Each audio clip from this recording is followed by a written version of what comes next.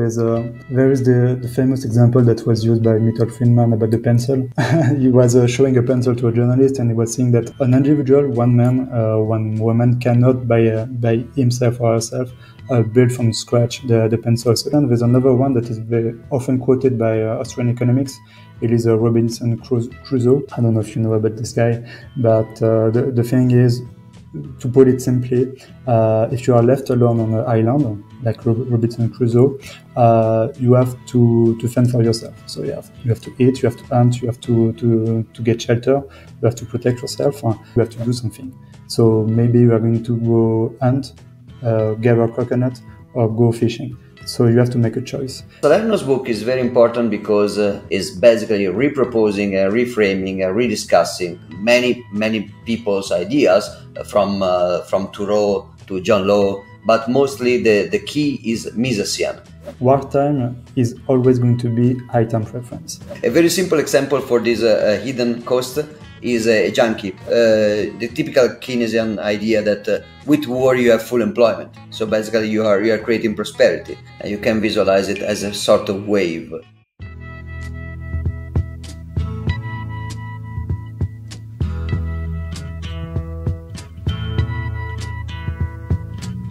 There's something happening here. What it is ain't exactly clear. There's a man with a gun over there, telling me I got to beware. I think it's time we stop, children. What's that sound? Everybody look what's going down.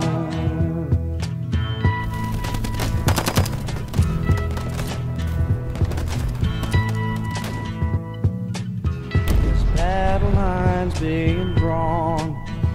Nobody's right if everybody's wrong.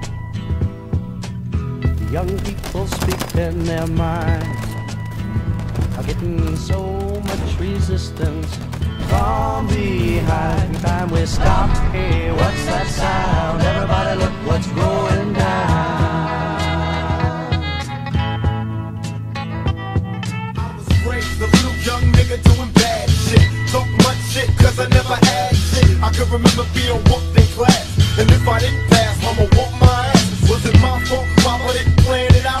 Broke out, left me to be the man of the house. I couldn't take it, had to make a profit. Found a block, got a Glock, and I clocked bricks.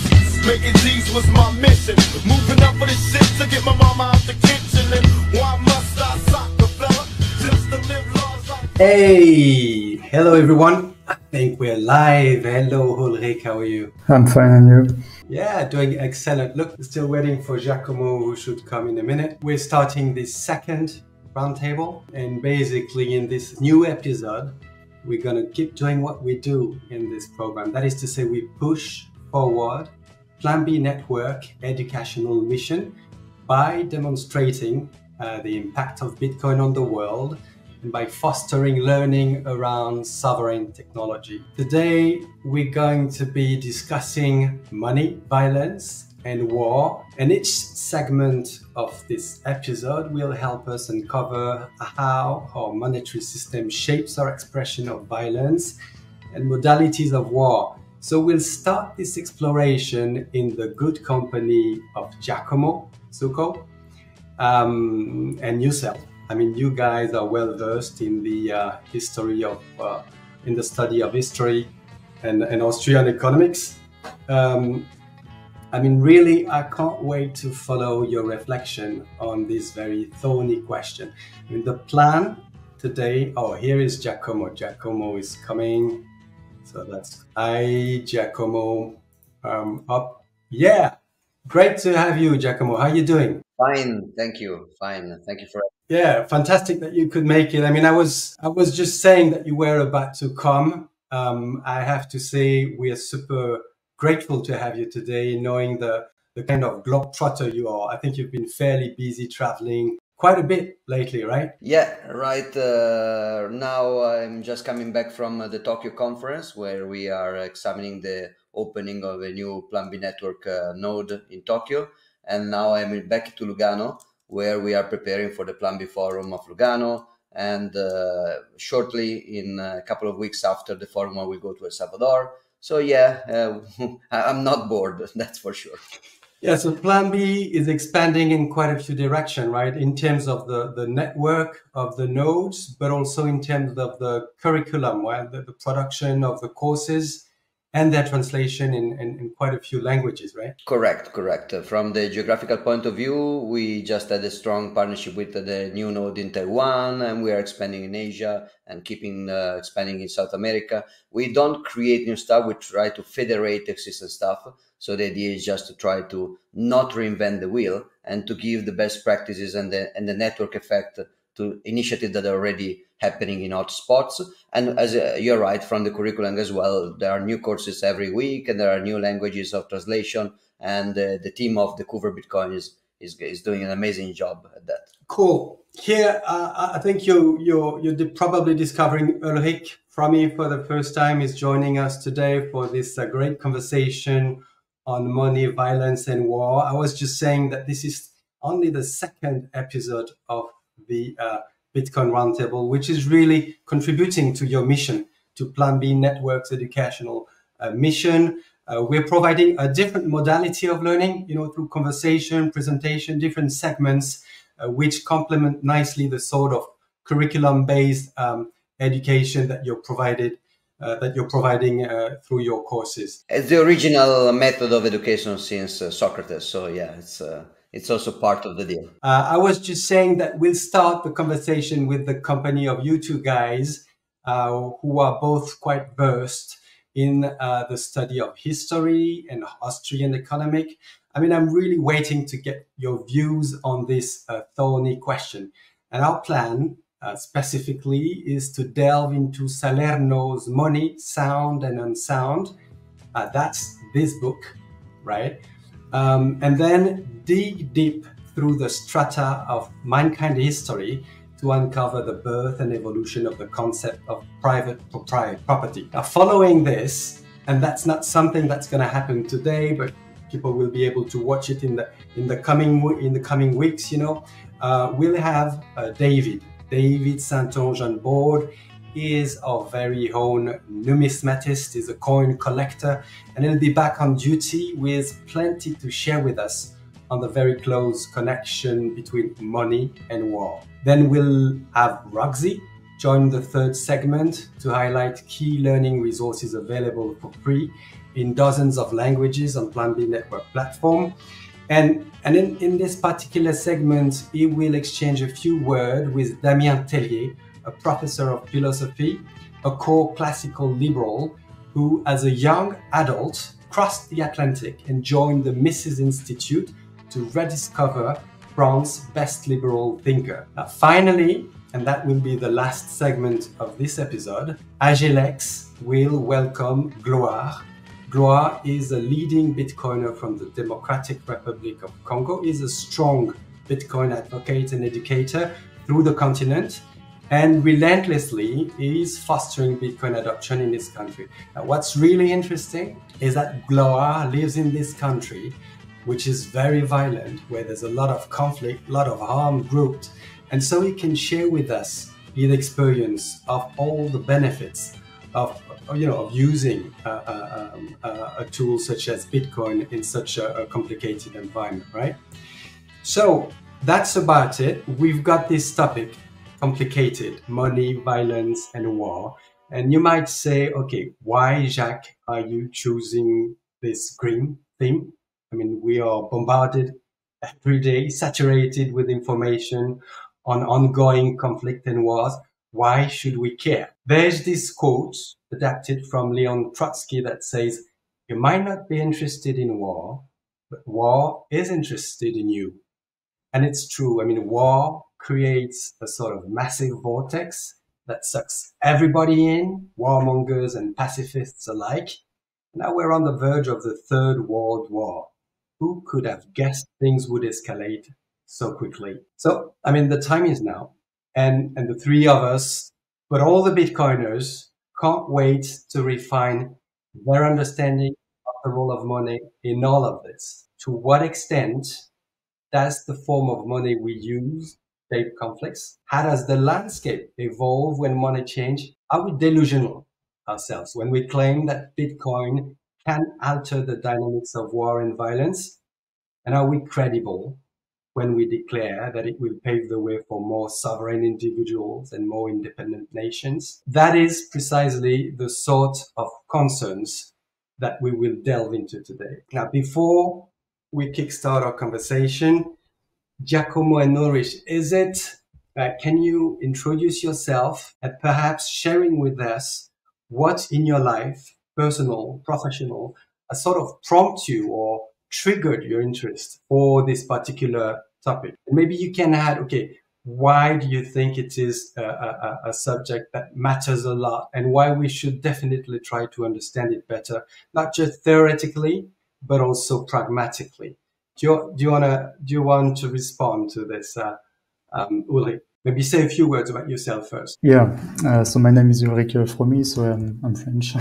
So I work in France. I am a museum director, so a museum about prehistory. So I run the museum, and I studied history and prehistory for a long time, so up until a master degree. And I've been working in heritage, history related field for a long time. I've been a Bitcoiner for a number of years now, and what attracted me to it was, aside from history, I'm very interested in economics and geopolitics. And when you start to understand how the world works, how money works, you start to realize that there's only one thing that can save you in this in today's world, and that what thing is Bitcoin. And as you said before, this is very true. We are living in a world that is getting more and more tense. I don't know if we are on the verge of a third world war, but we are certainly in a world at war right now. So conflicts are emerging everywhere, and I think that now more than ever, individuals, people need to think about how to protect themselves against seizures, against possible war coming back in certain countries, because when you are at war, it doesn't matter if your country is losing or winning, because in both cases, you are losing your property. So that's why it is a big subject today. Thanks a lot, Uli. Giacomo, a few words about yourself, although everybody or most people will know you, but it's always good to remind, and for newcomers, a few words and your thoughts about the relevance of this topic, despite all the bombarding every day on it. So about myself, I think that my life was characterized before Bitcoin by a lack of focus. I wanted to be an archaeologist, so I did classical studies. I was passionate about ancient history, especially. Then after my high school, I was so bored with classicalities and humanities that I decided to start studying physics. So I did my degree in theoretical physics, but then I was so bored about theoretical research that I wanted to do startup stuff in the fintech realm. So I started to work in the payment industry for a few years in Accenture as technology consultant. So all the time I had this urge to reinvent myself until Bitcoin. That in the winter of 2012, December 2012, struck me as something so multidisciplinary within itself.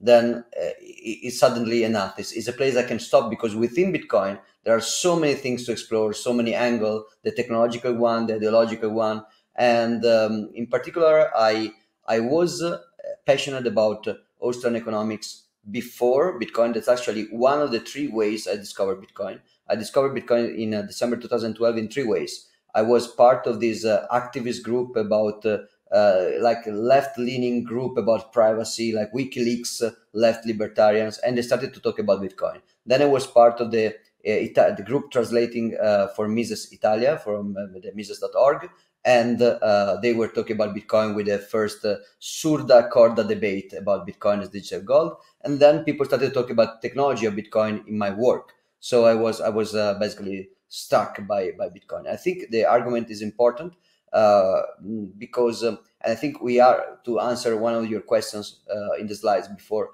we are credible when we talk about improving the money, fixing the money to fix the world and to fix the war. We are credible because of two reasons. One is very generic and one is more specific. The generic reason is that human interactions are what shapes the world. It's all about human action. And while human action can be non-economic in the catalactic sense, non-monetary, can be just family actions based on affection and instinct or love, at scale, most interactions are either mass crime or market.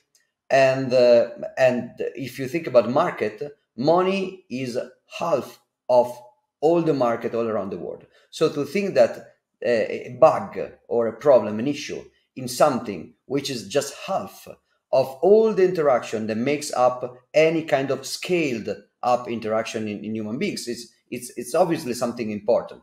And more specifically about war, there are very good arguments. Some of them are very well exposed in the book that we will going to comment, and the chapter that we're going to comment. And the argument is that specifically the broken money brings to war, basically, and the other way around, war brings to more broken money in a pervert, vicious spiral, which is what brought the world where it is today. So, of course, it's hyperbolic to say fix the money, fix the world.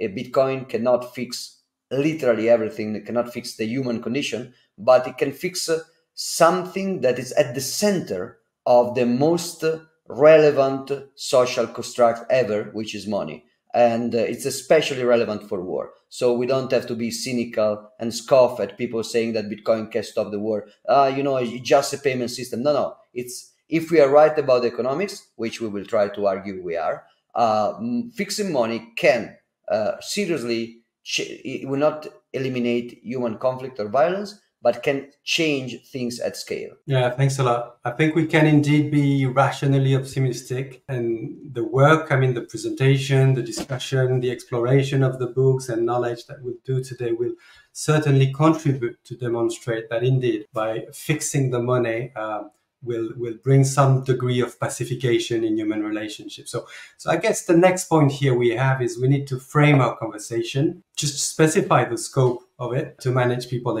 expectation. And maybe we need to first agree on some definitions. Do you want to look at them, Giacomo? Do you want to read them and say, if you're happy with them, okay, they might not be perfect. Maybe you want to bring some nuance, but maybe they're a good starting point, right? Sure. So you framed here violence, which is what we are going to discuss, as the use of physical force or power, threatened or actual, against oneself, another person, or against a group or community that either results in or has a high likelihood of resulting in injury, death, psychological harm, maldevelopment, or deprivation. So yeah, I think that it's a good starting point. If I can be pedantic a little bit, I think we can make a couple of caveats here.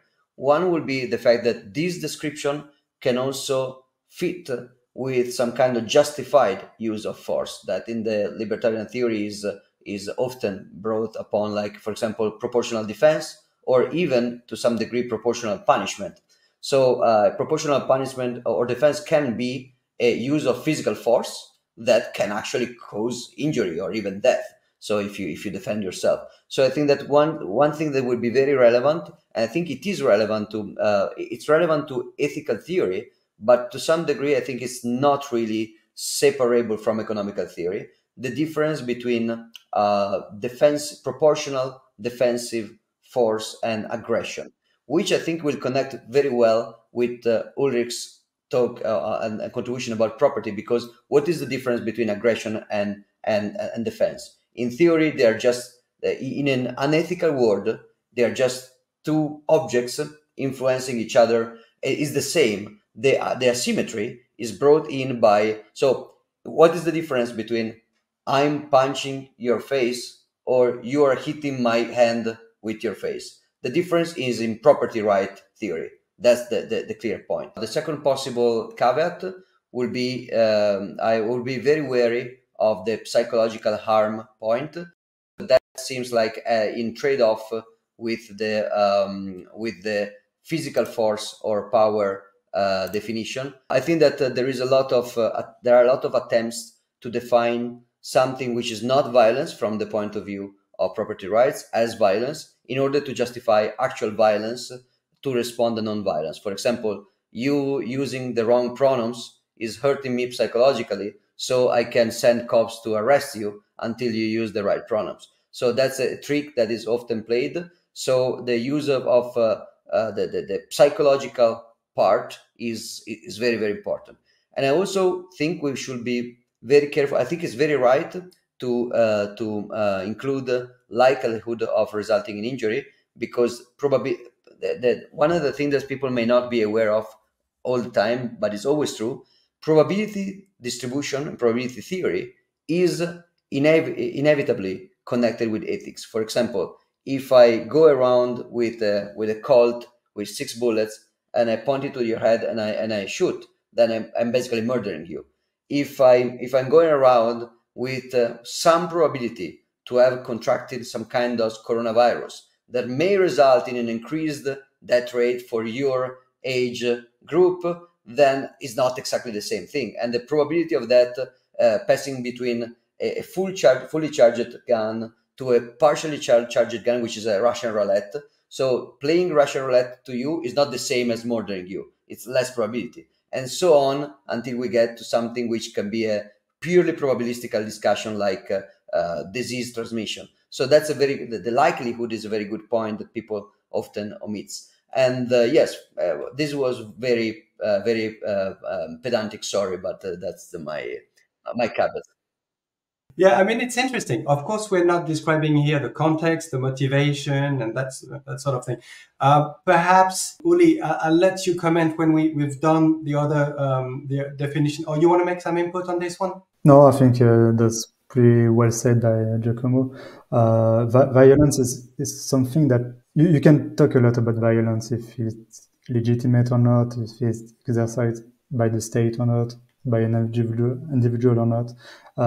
So you can talk about it quite a lot, but I have nothing more to say. Okay, next important definition: war, an organized armed conflict between nations or group within a nation aimed at achieving political, economic, or territorial goals through force. It involves significant violence, destruction, and can deeply impact societies governed by international laws, but varying widely in form and scale.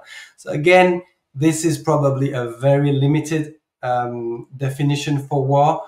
What would you say about it, Giacomo? I think that you said it's limited. You're right. In a way, it's also maybe too broad. I think that for the discussion of today, we will also imply some specific context of the modern warfare, the modern, let's say, after French Revolution, because I mean, when two tribes in Africa with like spears and rocks, they go to war, we can call that war. And I don't think that monetary policies and Bitcoin, fiat money can actually change that much in that scale. But when we talk about national conscription or something like, even before French Revolution, actually, if we talk about the 100 years war between French and England, in that case, political centralization at the nation scale and monetary issues, including debt issuance by the government, in that kind of, let's say, modern world, war is probably what we are going to address more. Very much so. Uli, you want to make a point on this or not? Yeah, just a point about the concept of war, because since the advent of fiat money, the world shifted not in regular wars, but more in total wars. And there's a big distinction to make between traditional wars and total war, because they are very different in the goals they are going to set during the war, the length of the war, and the destruction that is going to happen. That's very important, because we are going to talk about it later. But when war used to be financed before the First World War by taxes, the goals were more restricted. The length of the war was shorter, and there was less civilian casualties that during World War I and World War II. This is important because the total war ideology paved the way for totalitarian ideologies too, and all of this is linked with money, of course. And how you use money is going to define how you wage war. Yeah, so we'll talk about the scale, the intensity, the duration, and the level of damage inflicted by such wars. And finally, we've got this definition of money. So as Bitcoiners, we won't be satisfied with such a short definition, but I think maybe it can be helpful and sufficient and just to bring everybody on board in this conversation. So it's a medium of exchange, a store of value, and a unit of account that facilitates trade and economic activity. Key requirement for sound money, for good quality money, or scarcity, it needs to be durable, portable, divisible, fungible, socially acceptable. Does it work for you, Giacomo and Uli? I have no objection. I think that the only improvement on this will not be a definition, would be dissertation. Like some of the discussion may be about what is considered money, that were like between M1 and M2 and M3 and money substitutes. So we will go too much in detail, and the only rational definition is this one. So I'm totally cool. Well, so we're happy with the definitions, and so now we have to clarify the scope of the conversation, because just by reflecting on the definition, we understand that we have a potentially huge subject that would require really a titanic endeavor to explore comprehensively. I'm sure we could dedicate. I mean, Giacomo, you like to be stimulated intellectually. Here is another subject you can dedicate your life to. So we've got a few hours only. What are we going to be focusing on? What are we also parking aside maybe for another day? The conversation we're about to have is going to be structured as follows. In the first part, Ulrich and Giacomo will carry out an inquiry into the cost of war, its financing, how this cost is being hidden from the public, and also how the war economy paves the way for economic fascism. And so we'll draw from Salerno's book, Money, Sound, and Unsound. We'll talk about it later. Now, Giacomo, then you will basically support Ulrich in his attempt to draw some kind of genealogy of the concept of private property, because property really is something we need to address, I guess, in this talk. When you find yourself in conflictive time, one of your top priorities is indeed to find out how you can best protect, save, and preserve your property against theft, confiscation, destruction. So with Uli, in this second part, we'll track the evolution of the notion of property from its prehistorical infancy to its modern expression in the information age. And finally, we'll build upon those first two pillars, and we'll look into Bitcoin, the apex property. We will unpack this seemingly presumptuous idea and measure the extent to which Bitcoin obsoletes prior forms of property and alters the dynamics of war and violence. Are we okay with this structuring of a conversation, Uli, Giacomo? absolutely. Okay, so that's going to be our focus. There are, of course, as we've started to allude to it, quite a few aspects that we won't be able to touch upon, although maybe we can evoke them and discuss them quickly by the end of the conversation. And that everything that has to do with the ongoing economic wars, the war waged by the states against their citizens, the war on privacy, the cultural war, all the propaganda, the political destabilization, which is also very much an act of war and violence. I mean, all of this is extremely relevant, considering what's happening today, notably. But I think for today, for the sake of doing something relatively in-depth and still very significant, we'll park them aside today. Okay with you guys? Okay, so now let's move on. We're starting with this book, Money, Sound, and Unsound. That's the title of the book that will guide the first part of the conversation. Giacomo, can you introduce this book to us? Why is this book so important? Can you say a few words about the author? Yes, so Salerno's book is very important because it's basically a collection of some of Salerno's essays and papers on Austrian economics, and especially on Mises. Salerno is basically reproposing, reframing, rediscussing many people's ideas from Thoreau to John Law, but mostly the key is Misesian. He is a stricter follower than Mises than many other Austrian. And I think this book is very important because while I consider most of the foundations of what this book explains already present in Mises' work, there are two reasons this book is probably necessary to understand better the points that are touched. One, Mises' work is hard. If you guys listening are try to start from the human action, you may have a lot of intellectual satisfaction, but that's not an easy read. The style is not super flowing. It's hard. It's a hard book. I think Salerno's Salerno's book is just easier to read and to frame the question. But the second difference is just chronological.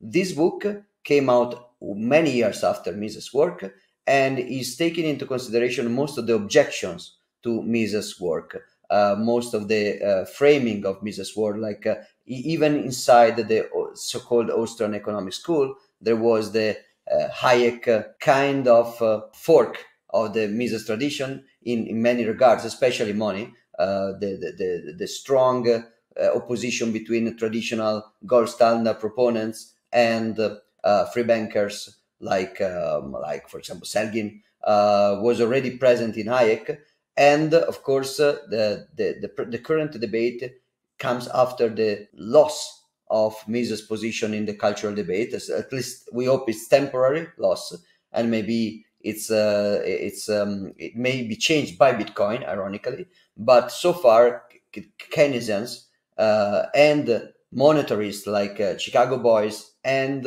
if they were Austrian, the Austrians of the Hayek variants won the debate. Keynesian won.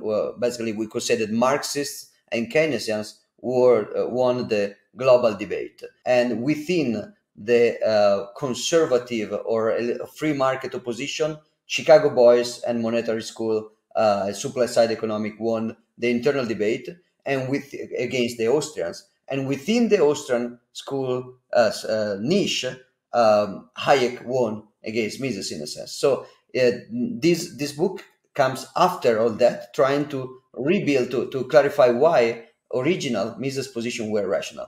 And I think that, as I said before, money is the most important thing at scale, not because other things are not important, but because other things are important only at local scale, your family, your happiness. But at the world scale, money is the most important thing. And this book is about money. And this book is about the restoration of the proper theory of money after many years from the foundation has been laid off by Mises. So yeah, I will actually start from this, and then when you go to get more in depth, go back to Mises. And Mises' theory is very important because, especially, I'm going to anticipate a little bit what we're going to discuss in the third block. But in a way, Mises' theory is also an anticipation of Bitcoin maximalism. It's about the fact that sound money is not just about freedom to choose money. It's that, but it's also some prescriptive characteristic of money as scarcity and well, there are many things to say, but in general, a great book to read. And one chapter, the chapter 9, is a great summary of the specific discussion about violence and money that we're going to explore. Totally. Thanks. Uli, a few words on it? Do you want to add a few words, Uli, on this? Yes, Salerno is quite important right now in the Mises Institute because, first of all, he's the academic vice president of the Mises Institute, and he's someone in my mind that is very good to summarize all of the Mises' point of view about money and economics. And is also following closely the Rothbard, which founded the Mises Institute in the decades ago. And one thing that I like quite a lot about the books is it's quite a long book, but it's well written, and it's very easy to understand all the concepts about Austrian economics. And as Giacomo said, Salerno is the heir of a long tradition with Rothbard, Mises, and Menger, and is following the more traditional line of the Austrian economics. It is a great way to start Austrian economics with today's Salerno and to go back to Menger to say that because when you start with today's work with Salerno, you can understand why Hayek shifted in the 40s and 50s and why Menger and Mises were what they were. So I think it's a great book. And chapter 9 of the Money, Sound and Unsound, there's a lot of concepts of Austrian economics, like capital theory and so on, that are quite interesting to read about too. So it's a very good chapter. Yeah, so we're going to be diving in this chapter 9, which is really the key chapter. I mean, when I was preparing this program, I was sort of asking people, okay, what should I focus on? And I say, okay, this book you need to look into it. You need to focus on this book and on this chapter 9. By the way, this book is available for free as a PDF on the Mises Institute. I've just put the link in the description of the video, so you can already go and fetch it. And you will find out, just like Giacomo said, that it's not necessarily a super easy book. It might be far easier than Mises, but it's still 600 pages, 650. And I looked at it, I've read this chapter 9. It's super interesting, but it's still written in kind of an academic. I mean, it's quite technical. It requires some preliminary economic knowledge, which we build gradually when you become a Bitcoiner. But it's not necessarily for everybody. And I think that the gift of the conversation that you're joining today is precisely that you guys are going to make the key notions of this chapter accessible to us. So we're looking at chapter 9, War and the Money Machine, concealing the cost of war beneath the veil of inflation. And again, the key principle that we'll be addressing, Uli will be addressing with Giacomo are 1, the true cost of war, 2, 3 ways of financing war, 3, inflation, hiding the cost of war to the public, and 4, war economy, the road to economic fascism. So Uli, shall I let you guide this conversation now with Giacomo around those 4 themes? Yeah, so one thing to talk about before talking about the chapter and the true cost of war in my mind is to understand how capital structure works in Austrian economics, because when you understand how capital structure works, you understand how war is devastating and is going to destroy far more than the body of men and militaries and so on. You can intervene when you want, Giacomo, to correct me or add something, but in Austrian economics, the society and economics is built on capital structure. And the capital structure is very important because it determines the output in economics, and it determines the standard of living people are going to live on. And the capital structure is something that is very time intensive, and it is something that is very closely related to money and how people are going to envision and to live their life if they have a low time or high time preference. There's one thing that I like quite a lot about it. Let me interrupt you a minute. Yeah. Let's say capital theory or capital structure doesn't mean anything to me. Like it doesn't resonate in my brain because I don't have that access to that sort of knowledge. How would you make it simpler? Because I understand that to make the most of all the notions that are going to be presented in this chapter, it's important to understand this theory of capital by the Austrian economist. Is there a way to make it accessible to everyone, like using simple images? Yeah, sure. There's a lot of ways that you can make it simple. There is the famous example that was used by Milton Friedman about the pencil. He was showing a pencil to a journalist, and he was saying that an individual, one man, one woman, cannot by himself or herself build from scratch the pencil. So he needs other people, other individuals, to cut down trees, to make the graphite, etc., etc. And those other people building the other stage of production are people that are going to contribute a lot of their time, a lot of their capital to build what Austrian economics are going to call the capital structure of society. This example is very easy to understand. There's another one that is very often quoted by Austrian economics.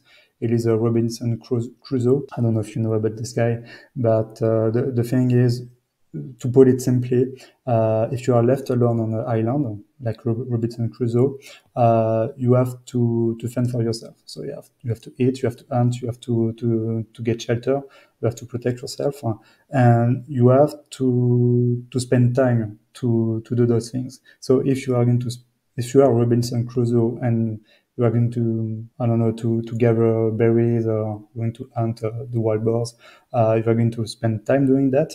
But the time you are going to spend hunting or gathering is time that you are not going to spend doing something else. And one day, let's say that Robinson Crusoe is going to build a spears or to build something to get more coconuts. He's going to have a lot of preference to consider the future and how to make his production more efficient. So before doing that, before building something, he has first of all to save, because those stage of production is going to take time. If you are going to build a tool to make your life easier in the future, you have first of all to save, because you have to take the time to do the tool.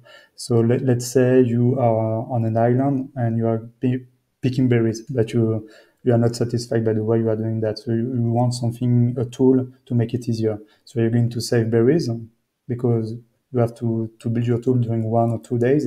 So you are building saving in a way. And the saving part is very important, because for Austrian economics, without saving, there's no investment possible.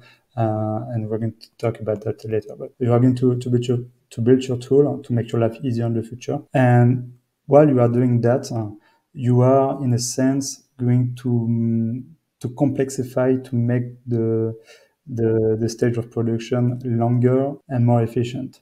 And this is very, very important, because in the example of Robinson Crusoe, when he's on his island, he's not alone, because one day he's going to meet one other guy. Let's say Friday. I think the name was Friday. And with that guy, he's going to also exchange tools with him. Maybe Friday has another tool that Robinson wants to go fishing or something like that, and is going to trade. And this example is quite interesting because when you are building your first tool to make your life easier, you are going to free up more of your time to build another tool, and so on and so on and so on. And when you are going to be with a lot of individuals, you are going to exchange. And just one last thing that I want to say about this quite simple example about the building up of a capital structure. The example of Robinson Crusoe is very important because it explains quite a lot about Australian economics, because there is the uncertainty about the future that you can also derive from the example of Robinson Crusoe, because when you are left alone on your island, you don't know how you're going to eat, so you don't know your environment, and you don't know what the future holds for you. So there's the inherent uncertainty about the future. With that in mind, you are going to act. Like Giacomo said, the principle of human action is what drives Australian economics. And with this uncertainty, you have to do something. So maybe you are going to go hunt, gather coconut, or go fishing. So you have to make a choice. And this choice is subjective and individual. So maybe Robinson is going to fish, but we don't know. And after that, just the last thing I wanted to say that is very important is that to envision the future, you have to save. So if you want to build a tool to make your life easier, to gather coconut, primarily you have to save. And this saving is going to be important to invest in the future. Giacomo, do you want to add something? I mean, in my view, it's all about the flourishing of mankind. If we want mankind to do something different than just trying to catch fish with their hands during all day long, they need to be creative. They need to allocate some time to develop new tools, etc. So that's an investment. It requires that someone provide them some food, etc. And then when they accumulate the tools bring them greater productivity, and they gain more time to venture into different or reason of human inquiry. Is that something about it or what? Yes, I cannot add anything. Ulrich said everything, and in this example of Robinson, we can pack in all the important things about cooperation and division of labor and all this stuff. I think that I can just repeat in an even simpler way, very, very stripped down, following this image. because everything Ulrich say, I think, is very clear. But if you go to want even more summarized, just think about Robinson getting 2 fish every day with his bare hand, and that's basically his labor in order to do consumption. Then he will spend 1 day not eating, so he will make a sacrifice of consumption in order to keep the fish for the future in a pond, for example, and now he will have free fish for spending the time instead of fishing with the bare hands to build a fishing spear. Then he will get more fish, so he will be able to accumulate more saving, and then he will use more saving to build not just a fishing spears, but a fishing rod or a boat. So in this image you have here, you have the transition between the fishing spear up to basically the fishing boat with all the technology. And the fishing boat can provide so much output. And that's basically what these strange and difficult words are just this. Like capital is just the goods that you don't use to consume, but you just use them to extract other goods or other capital goods. So that's just capital. It's the things that you built not because you can consume them, but because they will help you to extract from nature more stuff to consume. And labor is just the stuff that you have to do in order to achieve your preferences, and leisure is when you actually consume your preferences, your good, in order to feel happier and to follow your desires. So this seems like a very complex terminology. Even like time preference may seem complex, but it's just, the ant and the grasshopper, the very famous fairy tale. The grasshopper is spending all summer singing, so he's getting more joy in the present. But when the winter comes, in predictable future, as Ulrich was saying, the grasshopper will die because he didn't save for the future. The ant is sacrificing something in the present in order to achieve more in the future. That's time preference. So seems like a lot of complex terminology, but this is just the center of something that even the most, let's say, simple-minded fable is already teaching to children since the dawn of civilization. And that's the heart of civilization. And that's very relevant to war, because as we will see, war is going to especially destroy the capital structure and the capital stock. Okay, let's move on. We're still in the introduction, Uli. Yeah, sure. Like Giacomo said, like most in the structure of capital, most of it is used to make the production and the creation of the final goods, so the consumer goods, better, faster, and cheaper for the consumers. So there's this quote from Skuzen, who was an economist, that wrote in 1982, I think, The Structure of Production, which is a quite an interesting book that is quoted by Salernos in chapter 9. And he did quite an extensive study on how the capital structure of the USA is shaped. And he found out that 60% of the available productive resources and capital goods, of the total goods in the society, are used to make the structure of capital better to produce consumer goods. So you have 60% of all the wealth in the capital structure that is not consumed, that is used to make the last stage of production better, to make the best product for consumers. So you can understand the shape of it and how everything in a society relies on the higher stage of production. So the higher stages of production are all the things you don't see, like ore extraction, cattle, land, that ends up making, I don't know, a Big Mac from McDonald's. This is quite important. And there's also something that I just want to touch on very quickly, because when you talk about capital, people have a misconception of what capital really means because of Marxism, communism, and or it has not a good image today. But for Austrian economists, capital is very simple. Capital is just the sum of money equivalent of all assets. Like capital in a capital structure is just how capital goods are worth, what they are worth, and how entrepreneurs are going to exchange them for money. So money doesn't have money and capital are not tied to say the least. They are only tied up together when entrepreneurs want to sell or buy capital goods.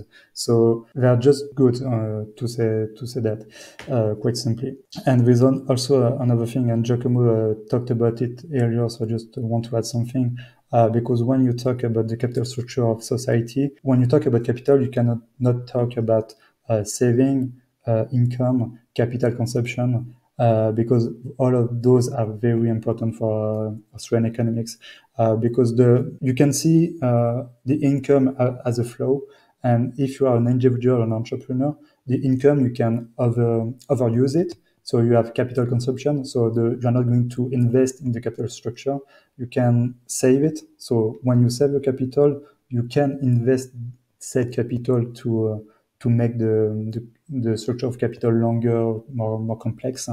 And I don't know if we are going to talk about it later, but this is important because when you talk about that, when you talk about time preference, about the structure of capital, we're also going to talk about the price of money, interest rates, and how money is quite important to make the structure of capital sound and quite sane, to say the least, because if entrepreneurs cannot rely on price signals to invest, the entire capital structure is going to be navigating in the dark, like Mrs. would say, and this can lead to what Serrano say, a retrogressing economy, because the money is not doesn't reflect the value of capital goods. But I think we're going to talk about that later, so I'm not going to. Anything you want to add on that, Giacomo? No, very clear. Let's move on. The true cost of war. Yeah, so that's the first aspect of this chapter. I think there's a few notions. There's, like, in this first aspect, we look at different aspects really. So war and high time preference. Can you take us through these aspects? Yeah, like as we talked before about the capital structure of society, you have to understand that you have to have a low time preference to make the capital structure of society better.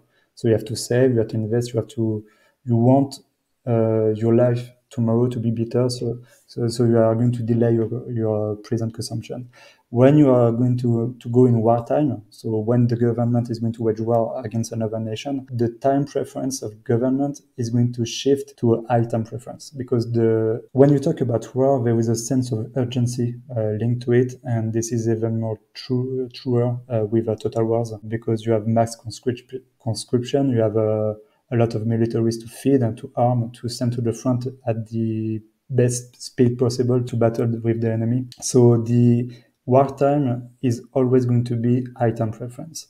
And as Mrs. said, war can only be waged with present goods. So you cannot have the luxury of waiting for the capital structure of the higher stages to produce better and faster for in the next 5 or 10 years. We want the goods now. So that's very important, because today we, as Bitcoiners, we talk a lot about high time preferences, but you have to understand that during wartime, we are in a super high mode time preference. Everything has to be done for today. And when you are in high time preference mode, you shift in something that we can say is capital destruction by overconsumption of capital, because all the consumer goods that are mostly used by civilians, we are going to divert them to the militaries, so the civilians are not going to join them, and all the money, the resources, the scarce assets like labor, ores, or I don't know, lumber, etc., that are used for civilian capital goods are going to be diverted to the military. And this is very important, because not only are you using consumer goods, present consumer goods for war, you are also going to deplete your capital structure to wage war. And the longer the war goes on, the more the capital structure is going to deplete itself. And this is quite important, because the entire capital structure is going to be in very bad shape. But I mean, Giacomo, when I listen to Uli, I can't help thinking about those pictures I've seen of those documentary made of the Second World War, when the America is engaging in the fight, and then it's indeed redirecting, reallocating all the resources to this war effort. Basically, I see what you're saying, Uli, but is it still true today, this reallocation and this move towards a very short time preference, like you basically abandoning the production of goods that require a longer capital structure? Does it still apply today? Well, yes, there are two forms of redistribution of resources. In the book, they are called, following previous authors, they are called the horizontal one and the vertical one. The horizontal is from some kinds of industry that cannot be easily reconverted in war effort. So basically, usually the metallurgic, siderurgic industry is already immediately hijacked into the war effort, while, for example, other stuff like touristic industry cannot be trivially reused. So you have this kind of horizontal distribution, and then this vertical distribution from the deep part of the capital structure to the shallow part of consumer goods. So everything moves to consumer goods, and I think this is still relevant. You can see that in Russia and Ukraine. You can see that to some extent in Israel and Palestine. You can see that also in current war situations. It may be hidden, though. For example, what is very interesting to notice is that there is some narrative. Think about the Cold War, for example. It was a warlike state, even if cold, and many people think that the achievement of the United States of America and the Soviet bloc during the Cold War were incredibly forward-looking. Like there is this myth like, oh, we don't plan for the future like we used to do during the Cold War, when Kennedy could bring us to the moon because there was this effort for the future. So the narrative could be that actually, with the scare, with the stimulus of war, people will become even more forward-looking, building stronger and bigger things. But there, you just have to apply the typical Bastia proviso to not just look at what you see, but also at what you don't immediately see. So yes, you may have the government shifting into some kind of long-term thinking to win the work. So that you can have DARPA creating the internet, you can have the space program, you can have stuff like that. But then what is the cost? These are resources that are taken away from the private sector, and the private sector, in exchange for this, had to give up a lot of future capital accumulation, a lot of structure of the process, of the industrial process, a lot of plans for the future. Basically, an important difference here is between positive sum games and zero sum games, or even negative sum games. Basically, which is also very connected with the concept of cost of war. So if my tribe wages war on your tribe, and we take your stuff, war has not necessarily a cost for me if I win, because the total benefit for me could be the cost of waging war and maybe the losses that I will suffer, but it will be compensated and maybe overcompensated by the loot, so the bounty, the loot that I will take from you. So in a way, I can gain from war. But if we do the sum of the benefits, if we try to sum it up, everything I gain is because you lost it. So any gain is directly connected with one loss. Every gain from somebody is also a loss for somebody else. And the total situation is a situation of loss. This is the same for time preference. Any gain in apparent low time preference for the government is in exchange of a loss of low time preference or forward-looking structure for the private sector. And we know that the incentive structure is such that the private sector, even if it's more chaotic, difficult to study, difficult to keep in your mind, so psychologically seems more entropic, but since the private sector is made by people with skin in the game and local incentives and local information, that can build a lot of more things than the government. So there may be the delusion that this situation is not current anymore, that war has not a cost, but even in a way, the true cost of war is important, because the Keynesian delusion, the Keynesian myth is that not just war is not costing anything to the winner because the winner is taking up resources, but even for the loser, war will create something out of nothing, because the war effort will push people. The typical Keynesian idea that with war you have full employment. So basically you are creating prosperity. So we have to remind all this stuff, because there is a myth that destroying the capital structure of society is actually to some degree gaining something, because people are only focusing on the present goods or the consumption goods, because you can see more consumption, but this more consumption is not coming for free. It's coming at the expense of the capital goods that were going to allow you a greater consumption in the future. So it's all a zero-sum gain, or more often is a negative sum gain. Right. So that's the idea, that you may have some temporary economic boost due to this concentration of action on selected industries, etc. But the overall result is that you... A very simple example for this hidden cost is a junkie, somebody with an addiction. You get a lot of heroin, you feel good now, but that's not a positive sum. That as at expense with something later. And monetary distortion we're going to discuss are very similar to drugs, heavy drugs. They may give you something now, and you may say, okay, how can I work so much without cocaine, kilos of cocaine? Well, the answer is you can't, but there is a good reasons you can, because you can get more job done in the long term, while boosting, it's like doping in sport. Boosting your performance now, apparent performance now, comes at the expense of your sustainable performances later. So it's all about time preference again. Like the quote of Schumpeter's quote on the right of the screen is quite telling about that. Like, once the war is over, you are realizing that everything is devastated. So you don't have forest anymore, you don't have capital goods anymore for civilian use. Everything is devastated, but you're only seeing it at the end of the war, because during the war, and if you are living in the Keynesian delusion, everything is great because you have full employment, the economy is thriving, kind of. You can also think like a junkie, like you said, Giacomo, that the war is free because everybody has a job, companies are working, etc. But there's no free wars. On the contrary, as Schumpeter says, after the war, you realize that you entered the retrogressing economy, like Serrano said, and everything was just a big general capital accumulation. So you are poorer than before the war. So it's always a negative sum game, because even if you are the winner of the war, you have, at the end of the war, you have to redirect your labor, you have to redirect capital goods, etc. So you are losing time, and you are poorer at the end of the war, even if you are a victor that you were at the beginning of the war. Because everything that happened during wartime is not only men dying in the battlefield, is not only women working in the fields, etc. It's also all the, as you said, all the unseen. So all the missed opportunities, the missed possibilities by the private sector to build a better future. Everything is lost forever.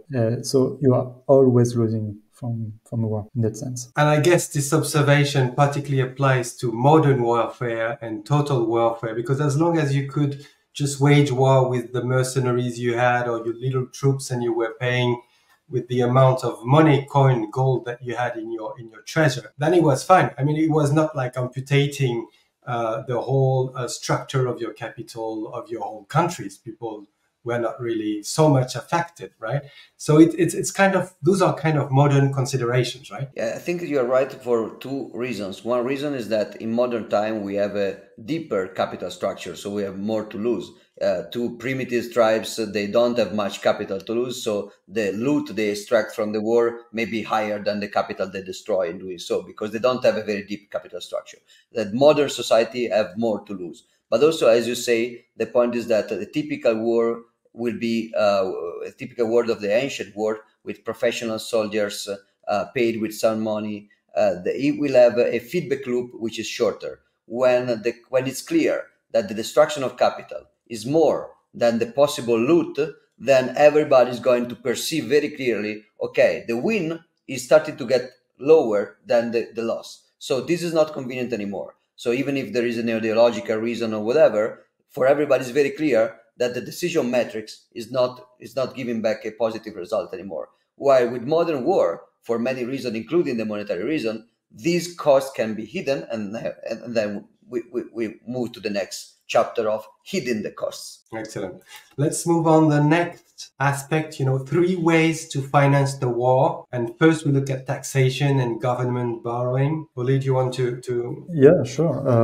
So in the traditional sense of how war were waged in the past, like before World War I, let's say the last proper war that was funded solely on taxation was the Napoleonic Wars at the early of the 18th century. The government could only wage war as long as they had a treasury. So the war goals were obviously limited. The battle between armies were also limited, so there was more decisive battles. And once you lose a battle, you are going to sue for peace very quickly. So the scope of the war was much more smaller. There was less civilian casualty, etc., etc. And one thing that is very important when you talk about taxation as a mean to finance a war, and this is something that we can talk about just a little bit, because taxation is not something that is that has a good reputation among Bitcoiners and Austrian economics, because this is seen as theft by the government.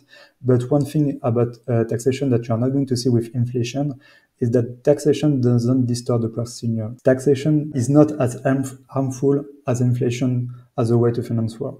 Because when the government is taxing people, they are just going to divert and reshape the supply and demand ratio in society. Because private firms and private individuals and the government, they are always going to bid on the same market. And if the government is going to raise tax, they are just going to send a signal to people to lower the consumption, so the government can buy the things that they need to wage the war. So there are no, there's no price distortion like we can see with inflation. And this is something that is very important to make as an example, I think, in my mind, actually. Anything to add, Giacomo, on that? No, nothing to add. Still, we're not saying that taxation is good. I think, but taxation at least is a honest. It's a honest bed. It's like I think that a good metaphor here could be people discussing being killed with a dagger or with an arrow. The dagger, you're still being killed, so it's still not good. But at least the dagger, somebody has to come close, and you can defend yourself easily. You can see that is happening. While the arrow was called a cowardly weapon because it can come from far away, you cannot see it. That's basically the difference here. It's still a form of taxation, especially under a legal tender and under a monopoly of money. It's still basically a taxation, but it's a stealth, ninja, hidden, coward taxation instead of a direct, clear taxation, which would be easier to manage in many regards. So I agree. And just one thing I want to add about taxation is when the government is going to tax people, they are mostly going to tax incomes, not capital, not savings. This is very important because with taxation, you are stealing the present from people. So you are stealing their income that they use to live every day. And when you are during wartime or peacetime, when you are taxing your people, there's two things that can happen. First of all, the people can lower the consumption. So they say, I have less disposable income, so I'm going to lower my consumption. I'm going to save the same amount at the end of the month. And the other thing that can happen is that people are not going to lower the consumption. They are going to lower the savings because people don't want, and that's quite understandable, they don't want to lower their standard of living because they have less disposable incomes, because you have children to feed, you have something like that. So the bad thing about taxation during wartime, because the government expects the population to lower the consumption, but it doesn't happen necessarily. And on the contrary, the consumption doesn't get lower, but savings get lower. And when savings get lower during wartime, it means that interest rates are going to get higher. So even government and private firms are going to be in big trouble because they're not going to be borrowing money as easy as before. And it's going to hurt the capital structure of society, but not as bad as inflation, as not as bad as government borrowing. Just before inflation, let's talk about government borrowing, because Salerno talks quite a bit about it in his book, and he's quoting a Rothbard about it, so it's pretty interesting. When the government is borrowing from its people, they are going not to tap into incomes, but to tap into savings. And this is quite important because savings, when you understand how the capital structure works for Austrian economics, you understand that savings is detrimental for the complexification of the capital structure, because this is why private firms, private individuals are going to compete to get funds to make the capital structure better. They are going to compete for savings by individuals, because when you save, you are going to make deposits in the bank. When in a sound banking system, we're going to call it a term deposit, and those deposits are going to be used by the bank to be loaned to entrepreneurs who are going to invest in the capital structure. So when the government is not only taxing incomes, but also borrowing from the public, they are competing with private funds for people's savings. And this is very bad because it is going to hurt the capital structure even more than taxation. Because with taxation, people are going to consume less or save less. But with borrowing, the government is going to take the money away from private funds, and the capital structure is going to go into a halt or is going to regress. Yeah, I think there is an interesting caveat from in respect with the libertarian ethical theory. Somebody could be a little bit disoriented by the fact that taxation is clearly a violation of the non-aggression principle. Like you go to somebody with a weapon, give me your money, or I throw you into jail, or I kill you if you resist. Inflation is more subtle. We will discuss it. But it is also a violation of non-aggression principle because it only works if you impose the legal tender or the inflated money and you create a monopoly. Otherwise, people will just migrate to another form of asset as money. So you cannot do monetary inflation without violence, and we will discuss that.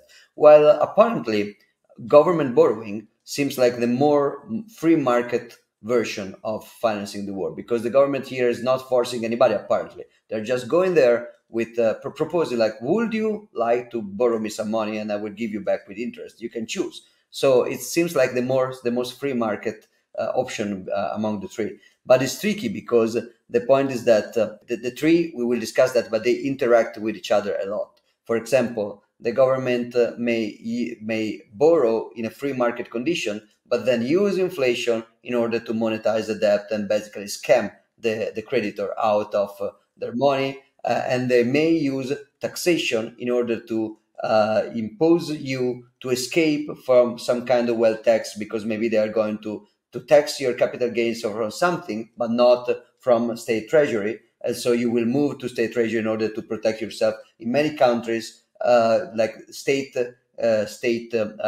debt is protected by taxation, unlike other forms of debt. So these conflicts with private firms is often uses taxation in order to unfairly compete, and also uses inflation in order to unfairly dilute. So they work very well in tandem.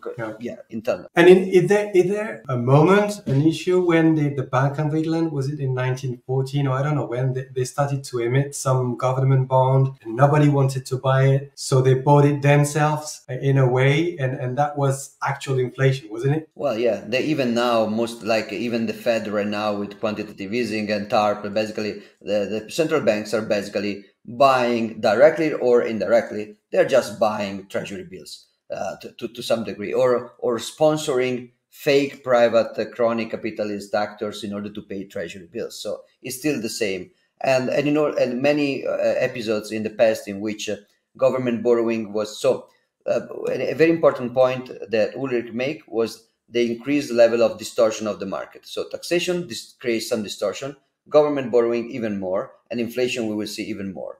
But also the second point is how sustainable it is to go on forever. So taxation, you can push it, but then you have a population which is also probably armed, because you have to give them guns to fight the war, and then they are people with guns angry at you for taxation, so they will react. Government borrowing, the market will react very easily. They will just stop lending you money because it's too much and you're not credible anymore in giving it back, so they will just stop. While inflation is unstoppable. So that's also the degree of the scale you can go on with this kind of tool is way higher than the previous tool. Yeah, it's totally masked. It's hidden, right? Yeah, sure. You have to understand how total warfare works, because when you are in total warfare mentality, when you are driven by ideology, let be like during World War I, nationalist ideology, during World War II, Nazism, communism, etc., you are not going to see your enemy as a human being. You just want to destroy it. You just want a total annihilation of the enemy,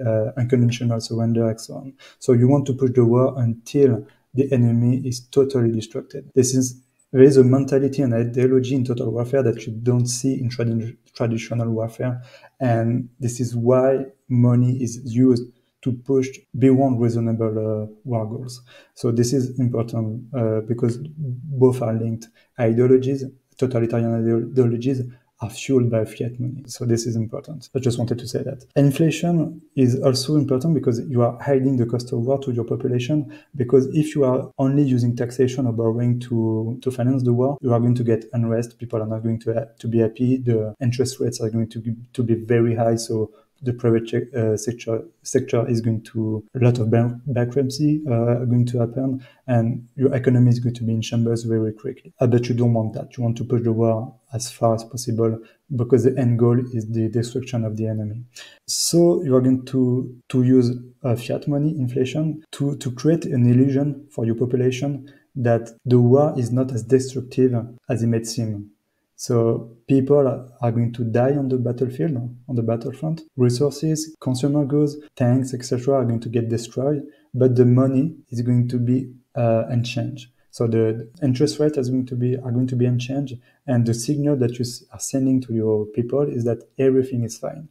So don't worry about it. The economy is still working good. So people live in a disillusion, like everything is fine because the price are fine, because the price signal is totally distorted. Even though there is a big misallocation of resources, and then even though the type reference is very high, so the capital structure is going to deplete itself quite rapidly during the war. But as long as you maintain prices that are fake, people are going to believe it until the end. And there's one thing that always strikes me in history, is that at the end of the Second World War, Germany, the monetary system of Germany, the Reichsmark, didn't fail until the end of the war. So the money was always considered sound by the population until the end, because they used it as a veil, as a cost-concealing device, as Serrano said in chapter 9, to blind people into thinking that the war is not making them poorer, in a sense. So you're making the distinction between, you're describing inflation as the increase of the money supply, whose effect in terms of loss of purchasing power is kind of deferred in time, right? It doesn't happen immediately, right? So it's more socially tolerable. Is that what you're saying? Yeah, because Giacomo, I think, can also answer that, but you have to understand one thing about Austrian economics is inflation, so money printing, doesn't increase prices at the same level everywhere. So money printing is going to make, let me give you an example. If you double the sum of money in society, not all the prices are going to be doubled immediately, because the money you are going to print is going to make ways in the economy through certain roads. During wartime, when you are printing money, you are going to give the money to the war industry, so armaments, munitions, etc. So the firms that are going to trade those goods, the consumer goods, are going to get the money first. So they are going to get richer. When you get richer with inflation, it means that you get the new money printed first, and you still are benefiting from the ancient price of the markets of the goods. So you can buy goods with new money, but the price of those goods has not yet increased. But they are going to increase because you are going to buy those goods, and there's more money. And as money is going to gradually spread in society, the new money is going to be reflected in the price of consumer goods, obviously. I think you can visualize this phenomenon. This is basically the Cantillon phenomenon, and you can visualize it as a sort of wave. So basically, when you put a stone in a body of water, you will have this wave propagating. So if I take the same amount of money existing in society, I print the same amount, so I double the money supply, and I give everything to Ulrich. Now, the prices around the world are not changed because all the distortion is just in his house. But now, if he wants to change his life in any way with the new money, he will start to buy an helicopter and to buy a new mansion and stuff like that. So now, even the people around him, they will benefit more because all the people interacting with him will have a richer client with higher pays and with stronger demand. So people will benefit. They will suffer a little bit of increased price because maybe the barber shop of Ulrich will also suffer the price of the restaurant next to Ulrich's house. But the advantage will be more than the disadvantage. And then you have to imagine this kind of circle expanding around the center of the money printing. and there is some level, some equilibrium level, in which the total gain from the new free easy money is totally compensated by the rise in general price, and then outside of the circle everybody's losing. The person which is closer to the money printing, it has a net gain. The person which is farther away has a net loss, and the total amount is a negative sum gain, is not a zero sum gain, because in the process you distorted the price signal, you distorted the structure of production, so you also created the global damage. And I think this is very important to imagine, because there's also a trick in order to explain why inflation is not happening. For example, in the current war in the US, you print money, you give this money to basically to the stock market, you give this money to companies. Now you create this index of prices which doesn't include the stock market. So you say, oh, look, inflation is only at 6%. Of course, the stock market increases by 200% this year, but that's just because companies are going so well that they are more valuable. So you can localize, you can print money, push it in some market. In that market, prices will skyrocket, but before they reach other markets, that will take some time,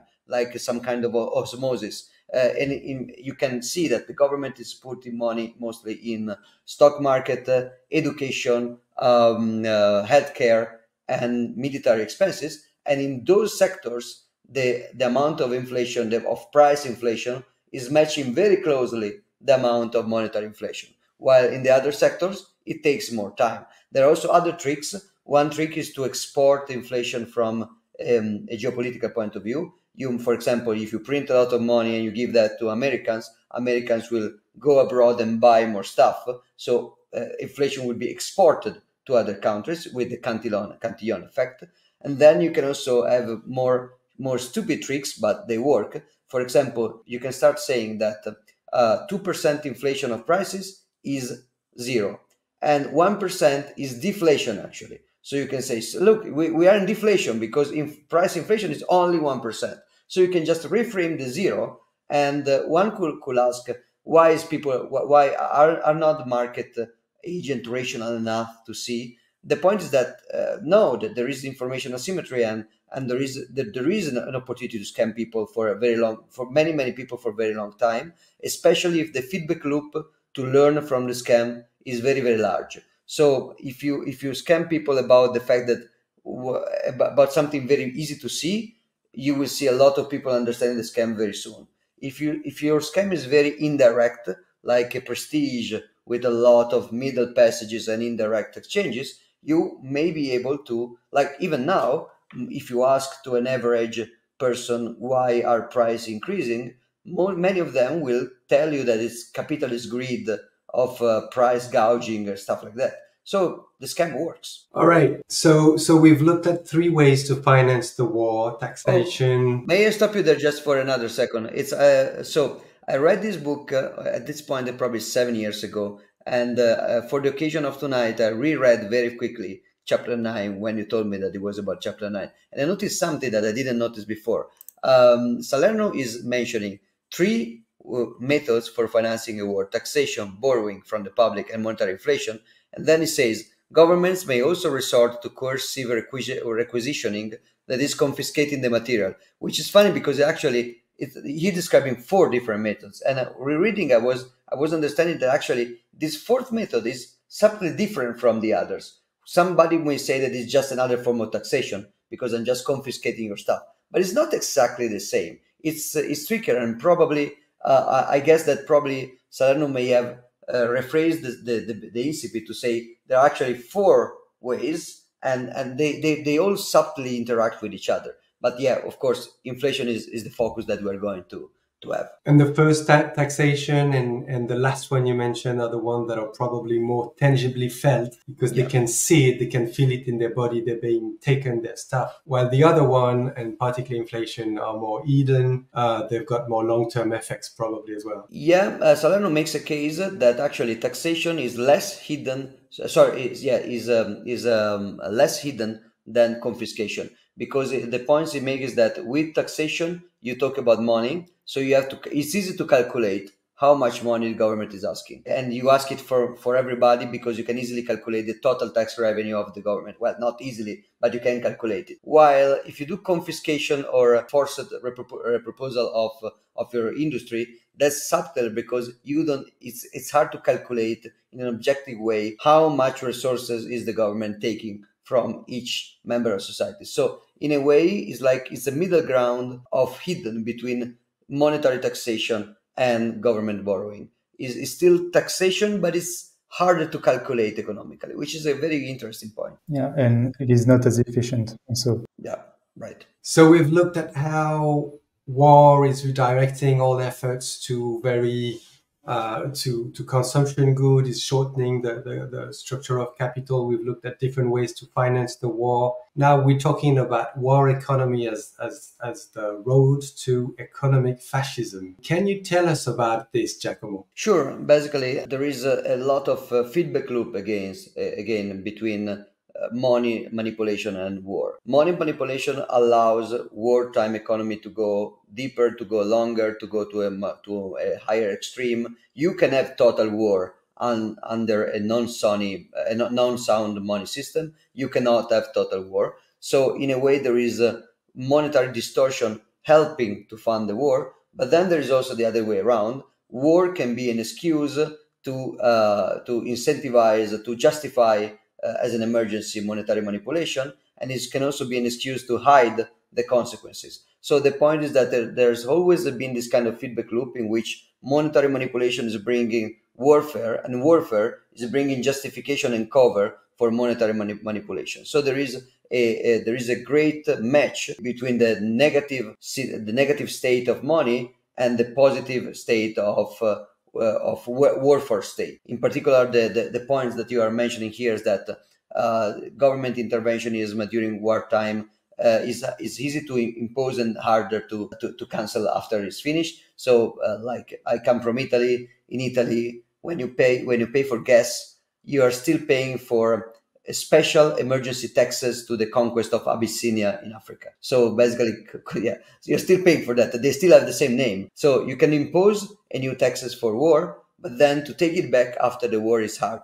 And then there is the problem of price control, because of course, if there is inflation, price inflation. So if there is monetary inflation, eventually price inflation will arrive with Cantillon distribution. And then people will complain, and then the government will have to try to fix it by trying to keep price inflation out of some very, very strategic, from a public perception point of view, markets. So they will have to impose price control. But how can you impose price control if you don't control each shop, if you don't have a police state? How can the government know that a barber shop is cutting your hair with a different price rate than another barbershop if they don't install cameras and spies?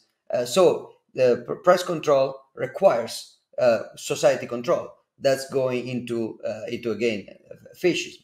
Then you have, of course, price control. That there is a good saying which price control is impossible, because there is a price that government can never avoid, which is infinite price, which is basically shortage of the good. So you can cap the price to X, but then the shop can always go to infinite, so basically empty shelves, and which is the opposite of minimum wage. There is a minimum wage, but then you can always go to zero, which is just not hiring anybody. So you cannot escape from these two realities. So price control will also create a shortage, which can be an excuse for rationing. And so you now have the government taking direct control of fundamental resources. And then there is the point about the vampire economy. Basically, the capital structure is consumed, and the society is not anymore able to survive without this kind of parasitic public structure that incammerated all remnants of capitalistic structure. I think there may be some other subtle ways that maybe Salerno is not contemplating directly, because they may be even more modern, more new. For example, when we Bitcoiners discuss about CBDCs, it's interesting that if you have inflation, or if you have, let's say, negative interest rates in banks, then people will want to escape from their bank accounts, for example, and they will want to withdraw cash, because if you have a negative interest rate, if they are going to lose money in the bank account, you want to withdraw money. So in order to prevent you from withdrawing money, you can use the excuses of terrorism or pedophiles or whatever you want in order to impose cash restrictions. And so you see that there is always a connection between messing up money and society reacting to that in rational ways. And then in order to stop society from reacting, you have to impose more surveillance, more censorship, more prevention of movements of capital and people, and we can make a lot of examples. Yeah, the state, the government thinking they are smart enough to solve the problem they caused in the first place, but they are not, because when you are introducing price control on in an inflationary economy, you cannot control everything, because the producer is still living with inflation, and he has to get materials to make the products, and if he cannot raise the price of the consumer good, it's going to fail. So the government is going to help him by fixing the price of the things he needs to produce the products that is controlled, but it's not going to succeed also. So this is an endless infernal spiral that is going to land into a planned economy.